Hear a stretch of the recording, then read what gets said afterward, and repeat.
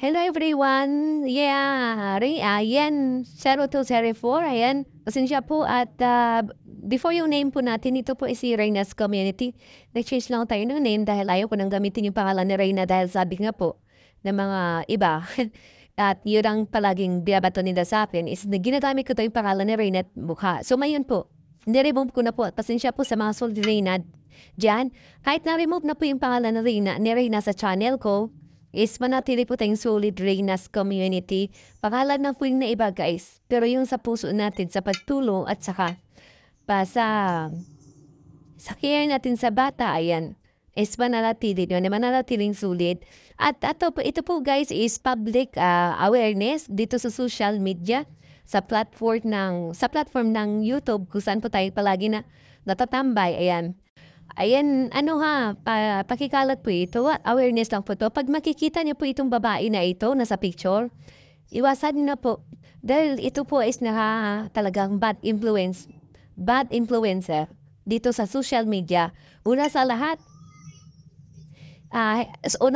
sa pamilya niya po, hindi po ito matino. Ayan, iniwan po ito ng asawa niya at iba't ibang lalaki po yung kinakasama niya po. Mga babata pa po at naubos po yung pera niya sa mga lalaki. Kaya nga, pinagmumura po ito ng bakla niyang anak.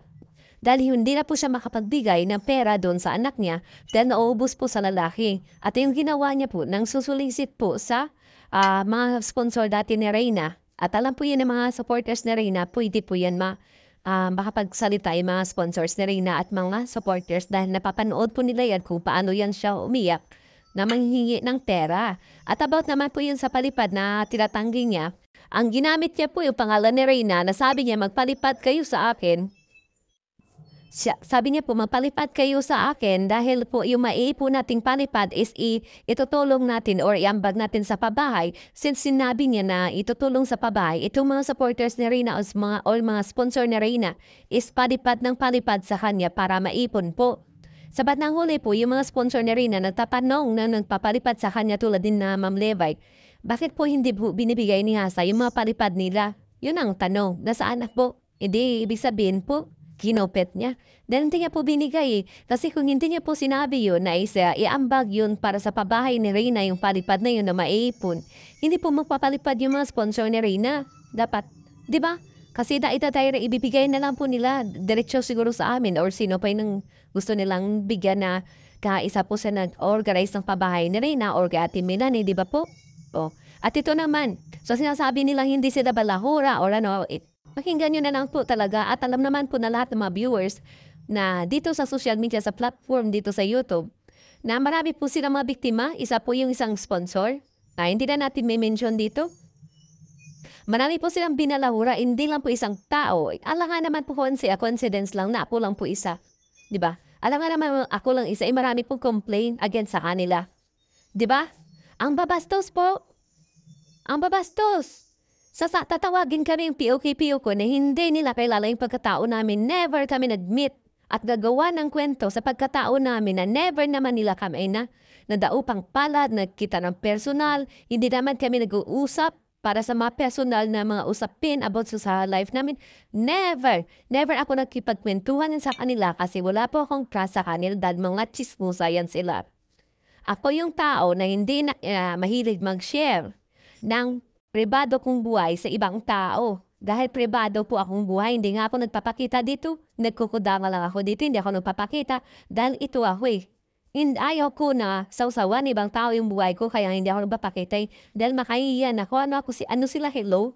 Habang nagkipagbakbakan ako dito, kitang-kita yung pagmumukha ko. Nakikita na kaibigan ko, family ko, na habang kipagbabad-dugalan ako dito, no way, may utak to. Sige, kung gusto nyo, makipagbakbakan, total wala naman akong mukha dito Sino? Talo. Edi kayong talo. Kasi ako hindi nagpapakita.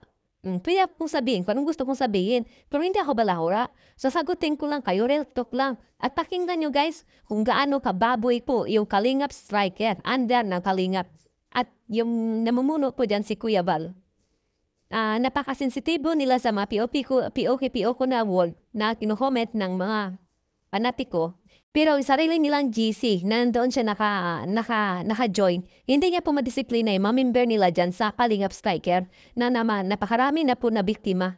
Diba? Public awareness ng po to. Mga tao na tuyo, dapat po itong iwasan. Iwasan po natin to guys. Kasi napakabastos po. Napaka-toxic po sa lipunan. Dapat itong mga tao na to talagang wala na mapariwara na po yan.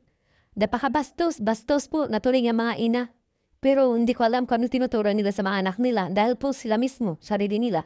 Hindi nila madisiplina yung mga anak nila asal kalde, asal pusakal. Grabe. Dito na po guys, abangan niyo po sa mga next upload. May po tayo. Hindi tayo titigil dito. Itong gusto nila eh. Napalaiyot, nasaksakan ng kalyo ang bilat mo dahil sa katutuslok sang kamot mo. Hindi ba? Wag ako. Kay bastusan tayo dito.